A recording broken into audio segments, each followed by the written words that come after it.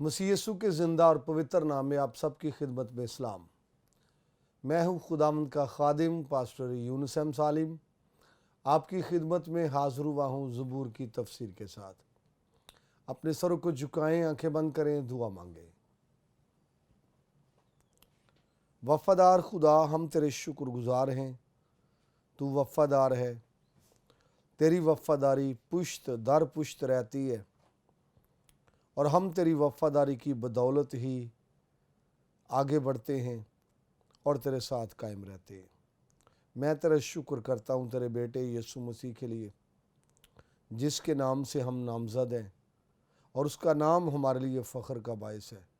तेरी शुक्रगुजारी तेरे खादिम के लिए, रेवरेंड खालिद नाज साहब के लिए तेरा शुक्र हो। सारी टीम जो उनके साथ मिलकर तेरा काम कर रही है और इस चैनल के लिए, पीएम टीवी के लिए तेरा शुक्र करते हैं। हम सारा जलाल, सारी इज़्ज़त, सारा ऑनर तुझे देते हैं। तेरे कलाम को जब मैं बयान करना चाहता हूँ, मुझे तौफीक दे। तेरा कलाम साइमीन के लिए मुअस्सर ठहरे और तुझे जलाल मिले। ये दुआ तेरे प्यारे बेटे अपने खुदावंद यीशु मसीह के नाम से मांगते हैं, आमीन। खुदावंद के ज़िंदा और पवित्र कलाम में से हम पढ़ेंगे ज़बूर 7 उसकी 3री आयत। लिखा है, ए खुदावंद मेरे खुदा, अगर मैंने ये किया हो, अगर मेरे हाथों से बदी हुई हो। खुदावंद के पाक कलाम के स्वभाव से आज हमें बड़ी बरकत मिले, आमीन। तो ज़बूर का तारुफ जब हमने किया था, ज़बूर 7 हमने सीखा था। इस ज़बूर के अंदर जो है मुखालफ जो हैं वो दाऊद पर तोहमत लगाते हैं, उसके ख़िलाफ़ बातें करते हैं, उसके ख़िलाफ़ नाहक बातें करते हैं। तो वो सुना और सुनने के बाद वो अपना मामला उसने खुदा के हुजूर में पेश किया है। क्योंकि कलाम में ये लिखा है, यीशु मसीह ने भी अपने लोगों से कहा, लोग तुम्हारे बारे में नाहक बातें करेंगे। आपके बारे में कोई ऐसी बातें कर सकता है जो करना वाजिब नहीं है, जो करना मुनासिब नहीं है, ठीक नहीं है। बतान हो सकते हैं, तोहमत हो सकती है। और ऐसी ही बातें दाऊद के बारे में की गई। इसलिए ज़बूर नवीस ने अपना मामला खुदा के हुजूर में पेश किया, अपना मामला खुदा के हुजूर में रखा। लोग जितनी बातें आपके बारे में कहते हैं, खुदा तो आपके बातन से वाकिफ है। लोगों का तो आइडिया है, लोगों का तो एक अंदाज़ा है, क्यास आराइयाँ है, तखय्युल है। लेकिन खुदा तो आपके बातन से आगाह है, बातन से वाकिफ है, आपके बातन को जानता है। तो इसलिए ज़बूर नवीस ने अपना मामला खुदा के हुजूर में रखा है और खुदा के सामने पेश किया। और मैं आपको बताना चाहता हूँ, अपना मामला खुदा के सामने वही पेश कर सकता है इस तरह से, या कह सकता है खुदा तो मेरे दिल को जानता है, जो खुदा के सामने ठीक हो। जिस जिंदगी में गड़बड़ हो, वो अपना मामला इस तरह से खुदा के हुजूर में पेश नहीं कर सकता। और ये अल्फाज देखिए मर्दे खुदा के, ए खुदावंद मेरे खुदा, अगर मैंने ये किया हो और अगर मेरे हाथों से बदी हुई हो। नोट कीजिए, वो खुदा की हुजूरी में ये बातें कर रहा है जिनका बुतान उस पे लगाया जा रहा है। जितनी बातें उसके बारे में नाहक की जा रही हैं, वो तमाम मामला खुदा के हुजूर में पेश करता है। तो वो कहता है, खुदावंद मेरे खुदा, ये 2 लफ्ज़ इस्तेमाल उसने किए हैं। पहले भी ये लफ्ज़ हमारे गुफ्तगू में आए, हमने देखा यह लफ्ज़ यहोवा इस्तेमाल हुआ है, जिसका उर्दू में तर्जुमा ए खुदावंद किया गया है। अबरानी में लफ्ज़ यहोवा यूज़ हुआ है। और यहोवा ऐसा खुदा है जो ज़िंदा खुदा है, जो कायमुल ज़ात है और जो ज़िंदगी देने वाला है और ख़ुद भी ज़िंदा है। वो यहोवा खुदा है। اس کے بعد میرے خدا اس نے کہا تو الوہے اس یہاں یوز ہوا ہے میرے خدا، خداوند میرے خدا۔ تو ایسا خدا ہے جو آسمان کا خدا ہے، ایسا خدا ہے جو زندہ خدا ہے، ایسا خدا ہے جو قائم الذات ہے، ایسا خدا ہے جو واجب الوجود ہے اور جو موجود ہے، اس سے وہ بات کر رہے ہیں۔ آپ کہہ سکتے ہیں یہ ازلی اور ابدی خدا ہے، زندہ خدا ہے اور قادر خدا ہے جس کے سامنے وہ اپنا معاملہ پیش کر رہا ہے۔ تو یقیناً زبور نویس نے بھی اپنا معاملہ خدا کے حضور میں اس لیے رکھا ہے کہ وہ خدا باطن سے آگاہ ہے۔ اگر میں بدی کو اپنے دل میں رکھتا تو میری نہ سنتا۔ تو یہاں پر بھی زبور نویس کے کہنے کا مقصد یہ ہے کہ خداوند تو ہر چیز سے آگاہ ہے، ہر چیز کو تو جانتا ہے اور تو واقف ہے۔ میں نے تو ایسا کیا ہی نہیں ہے جو دشمن باتیں کر رہے ہیں، جو کچھ وہ بیان کر رہے ہیں میں نے تو ایسا کیا ہی نہیں ہے۔ جتنا دشمن بول رہے ہیں، جو کچھ کہہ رہے ہیں میں نے تو ایسا کیا ہی نہیں ہے۔ دوسری بات جو یہاں سے ہمارے سامنے آتی ہے وہ یہ ہے کہ خدا جو ہے وہ ہر چیز کا علم رکھتا ہے۔ ہم جو کچھ کرتے ہیں وہ جانتا ہے، جو کچھ ہم اپنی خلوت گاہ میں کرتے ہیں وہ جانتا ہے، جو کچھ ہم بولتے ہیں وہ جانتا ہے، حتیٰ کہ جو کچھ ہم سوچتے ہیں وہ بھی جانتا ہے۔ تو اس لیے وہ اپنا معاملہ خدا کے حضور میں پیش کر رہا ہے اور خدا کے سامنے رکھتا ہے، کیونکہ تو آگاہ ہے۔ وہ اس لیے خدا سے کہتا ہے، اور کیونکہ خدا تو ہر چیز سے آگاہ ہے، پوشیدہ کیا جائے، چھپ کر کیا جائے، ظاہر ہو جائے گا۔ خدا واقف ہے، بندہ ہو سکتا ہے نہیں جانتا، بندہ ہو سکتا ہے واقف نہیں ہے۔ یاد کریں یہاں پر حنانیہ اور سفیرہ کی کہانی کو، میاں بیوی نے مل کر ایکا کر کے وہ کیا ہے، کسی کو کانوں کان خبر تک نہیں ہے، اور مل کر انہوں نے کیا، مشورہ کر کے یہ کیا ہے۔ اور جو پیسے اس کو دے دیے گئے ہیں رسول کو، اس نے کویسچن کیا کیا اتنے ہی کو زمین بیچی؟ انہوں نے ایکا کیا ہوا تھا، میاں بیوی نے کہا ہاں جی اتنے کو ہی بیچی۔ تو اس نے کہا تم نے خدا کے روح سے جھوٹ بولا ہے۔ ہم بشر سے تو چھپا سکتے، انسان سے چھپا سکتے ہیں، ناطے داروں رشتے داروں سے چھپا سکتے ہیں، اپنے سینئر سے چھپا سکتے ہیں، اپنے تعلق داروں سے چھپا سکتے ہیں، دوست احباب سے چھپا سکتے ہیں، لیکن جو کچھ ہم نے کیا ہے خدا اس سے آگاہ ہے، خدا جانتا ہے، اور اس سے ہم چھپا نہیں سکتے۔ اور نتیجہ ہم جانتے ہیں، حنانیہ اور سفیرہ اسی روز وہ مر گئے۔ خدا جو ہے وہ جانتا ہے اور بندہ سمجھتا ہے خدا نہیں جانتا۔ پطرس کو کس نے بتایا تھا؟ بھئی خدا کے روح نے۔ الیشا نبی کا نوکر جہازی یاد کیجئے، جب اس نے دیکھا کہ میرے استاد نے اس کو ایسے ہی جانے دیا ہے تو وہ نعمان کے پیچھے بھاگا، اس کے خچر کے پیچھے بھاگا، اور اس نے کہا کہ میرے استاد نے مجھے بھیجا ہے۔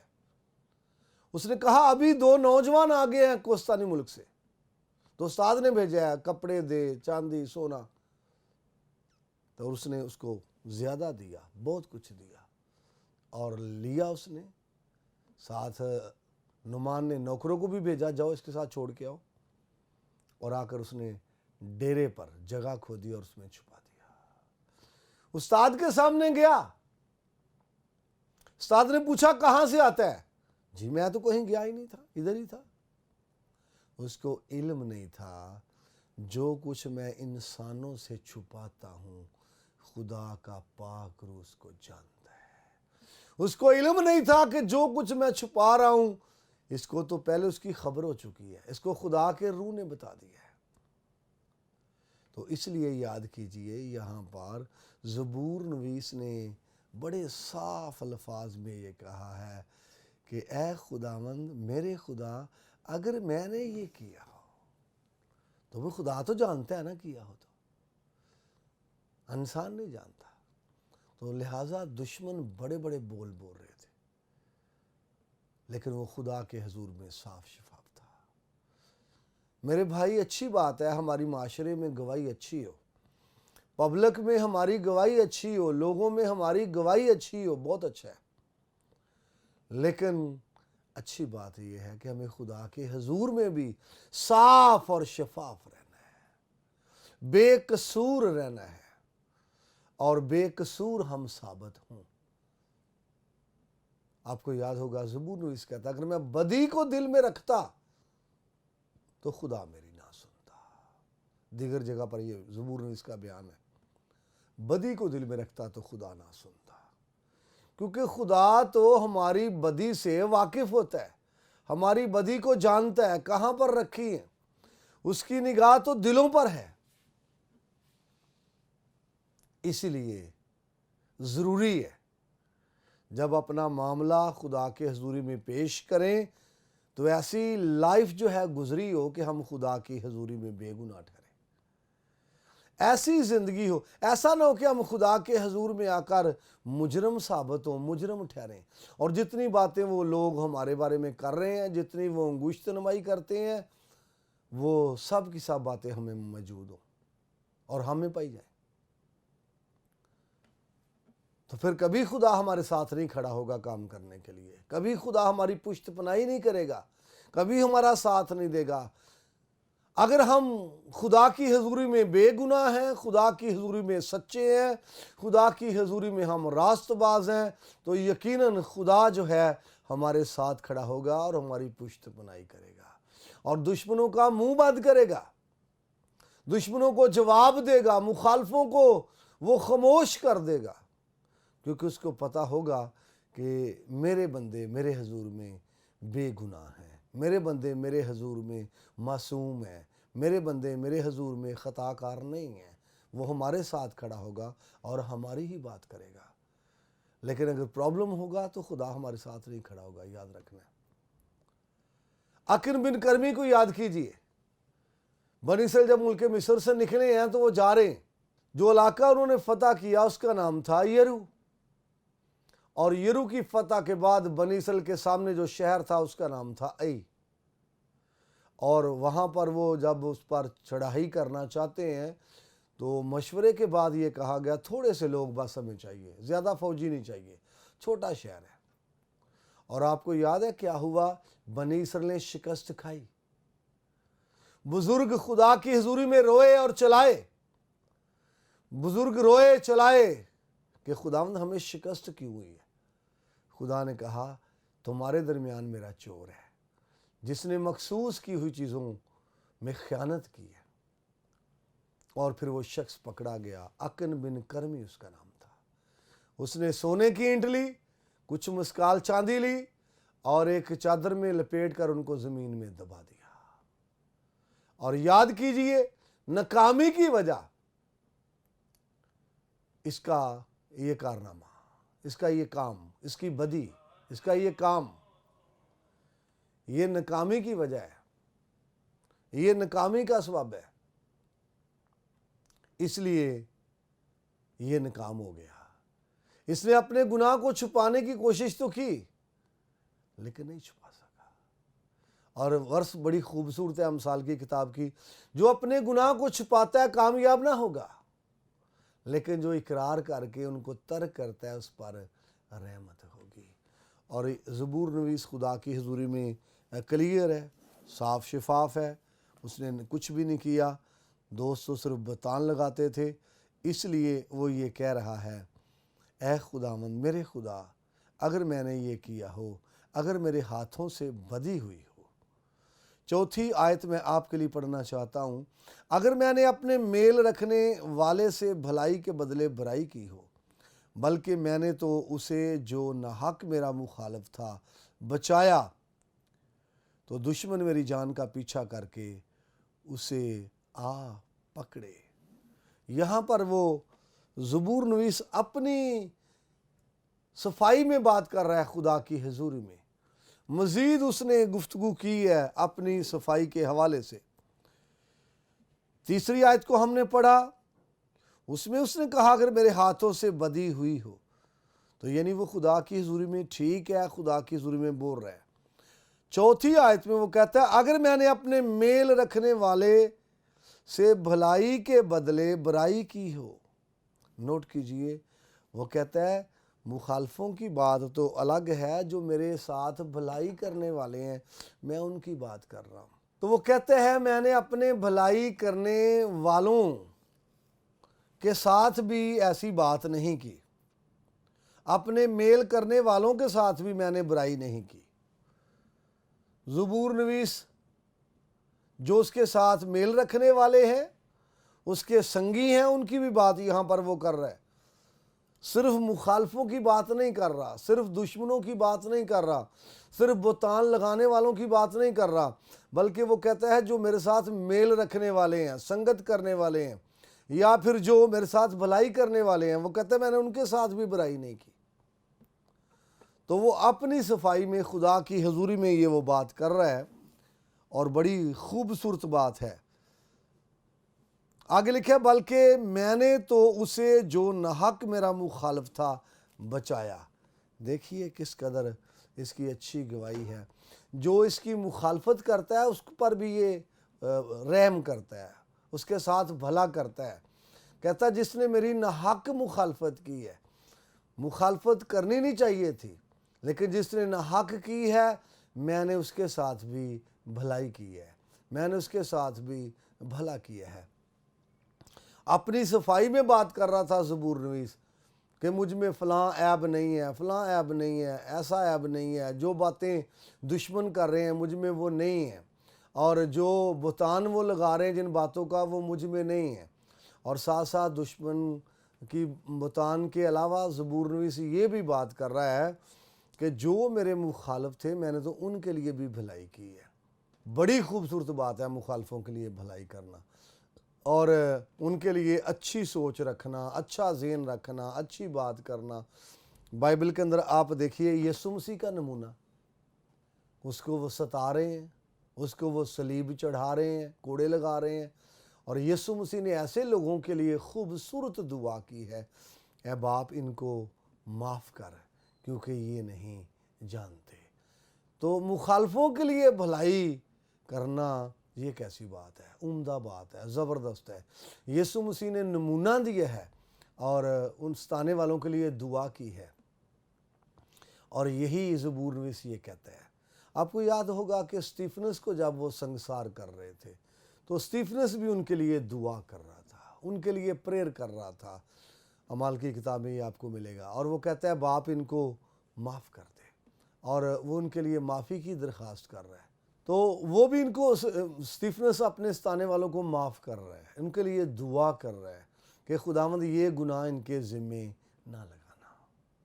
और ज़बूर नवीस का दिल भी ऐसा ही दिल है। ज़बूर नवीस के अंदर भी यही बात है कि जो उसके ख़िलाफ़ बातें करते थे, जो नाहक बातें करते थे, उनके साथ वो भलाई करता है, उनके साथ वो अच्छे तरह से पेश आता है। और कलाम की तो यही तालीम है। यीशु मसीह ने कहा अपने सताने वालों के लिए दुआ करो, और वो कहता है मज़ीद कलाम ये कहता है कि अपने दुश्मन से प्यार कर, तेरा दुश्मन तुझे मिले उसे रोटी खिला और पानी पिला, ऐसा करने से तो उसके सर पर अंगारों का ढेर लगाएगा।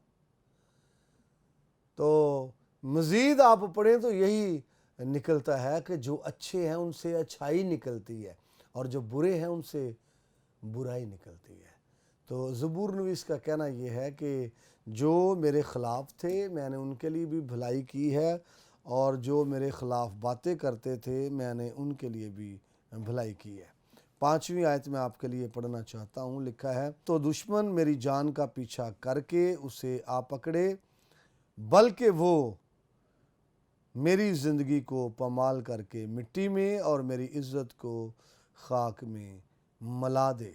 यहाँ पर वो बात कर रहा है कि मैंने खुदावंद इतना अच्छा वक्त गुजारा है, तेरे साथ इतना अच्छा वक्त गुजारा है, اور میں تیرے سامنے پیور ہوں، میں تیرے سامنے خالص ہوں، لیکن پھر بھی وہی دشمن جو ہے وہ میرا مخالف ہے اور مجھے صفائے ہستی سے مٹا دینا چاہتا ہے، میرا نام و نشان ختم کرنا چاہتا ہے، میری عزت و آبرو کو، میرے مقام اور مرتبے کو خاک میں ملا دینا چاہتا ہے۔ وہ اپنا معاملہ خدا کی حضوری میں پیش کر رہا ہے، اور یہاں پر وہ کہتا ہے دشمن میری جان کا پیچھا کر کے اسے آ پکڑے، بلکہ وہ میری زندگی کو پمال کر کے مٹی میں اور میری عزت کو خاک میں ملا دے۔ زندگی کو اور عزت کو نوٹ کیجئے، جب تک قائم ہے تب تک عزت ہے، جب تک قائم ہے تب تک زندگی ہے، مقام ہے، شہرت ہے، اور جب مر مٹے تب سب کچھ ختم ہو جاتا ہے۔ یہاں پر وہ خدا کی حضوری میں بات کر رہا ہے کہ دشمن جو ہے ایسا کرنے کے لیے ہے، ایسا دشمن کا پلان ہے، میں نے تو بڑا اچھا سوچا اس کے لیے، میں نے تو اچھا اس کے لیے ثابت کیا، لیکن اس کی پلاننگ جو ہے وہ میرے خلاف ہے، میری زندگی کے خلاف ہے، میری سانسوں کے خلاف ہے، میری عزت اور شہرت کے خلاف ہے۔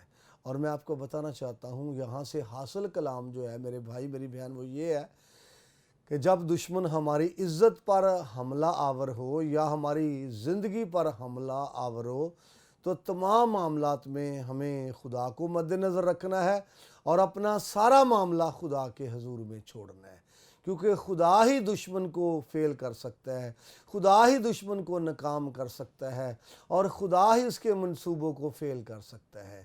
اس لیے جب عزت پر حملہ کرے تب بھی آپ خدا کے سامنے معاملہ رکھیں، کیونکہ خدا ہماری عزتوں کا بھی رکھوالا ہے۔ یاد رکھنا ہے ہماری زندگی کا، ہماری بچوں کا، گھرانے کا، اور ساتھ ساتھ ہماری عزتوں کا بھی رکھوالا ہے۔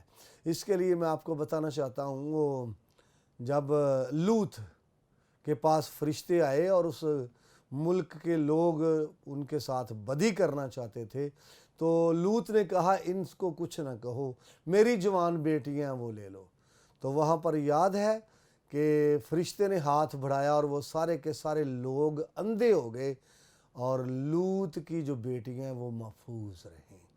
حالانکہ لوط نے تو فرشتوں کی خاطر اپنی عزت کی قربانی وہ کر رہا ہے، لیکن خدا نے اس کی عزت کو محفوظ رکھا۔